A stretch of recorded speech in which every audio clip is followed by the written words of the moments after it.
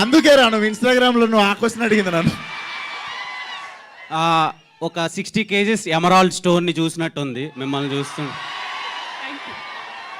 Coming to mechanic Rocky, working experience with Vishwaksen గారు and Ram Talluri గారి ప్రొడక్షన్లో ఎలా ఉంది మీకు?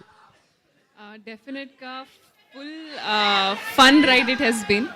ఎందుకంటే it is a team of young people. Everybody who's a part of this team is very new, very young. So there's a very fresh take to everything that we're doing. And every time I come on this set, it's like all these young people just trying to like figure things out and do it, which makes it a lot more passionate because I know how it feels.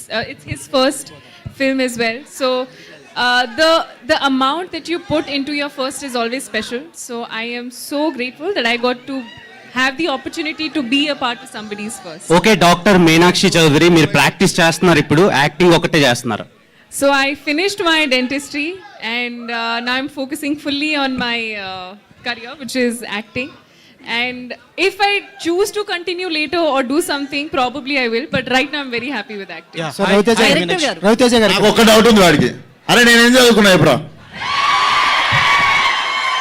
Audience మనసులను చదువుకున్నారు మీరు. ఈమె doctor చదివింది తెలుసు, నేనేం చదివినా తెలియదు కదా.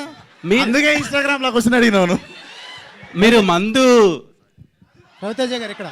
సో డైరెక్టర్ గారు సో అంటే మీనాక్షి గారి గుంటూరు కారం సినిమాలో మీనాక్షి గారి విషయంలో రోల్ చిన్నదయింది అంత మంచి హీరోయిన్కి అనే కాంట్రవర్సీస్ వచ్చాయి.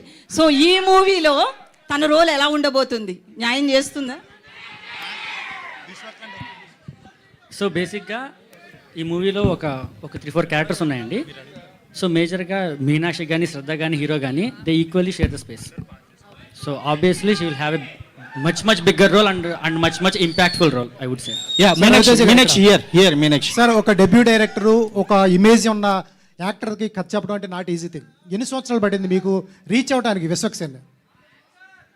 సో 2021లో నేను ప్రొడ్యూసర్కి చెప్పాను, 2022లో నేను హీరోకి చెప్పాను. సో అది అయిన తర్వాత ఆయన డేట్స్ నాకు దొరికి మళ్ళీ షూట్ చేయడానికి చెప్పాను. సార్ ఆయనలో ఒక డైరెక్టర్ కూడా ఉన్నాడు, అతను ఒప్పించడం అంత ఈజీ ఏం కాదు సార్.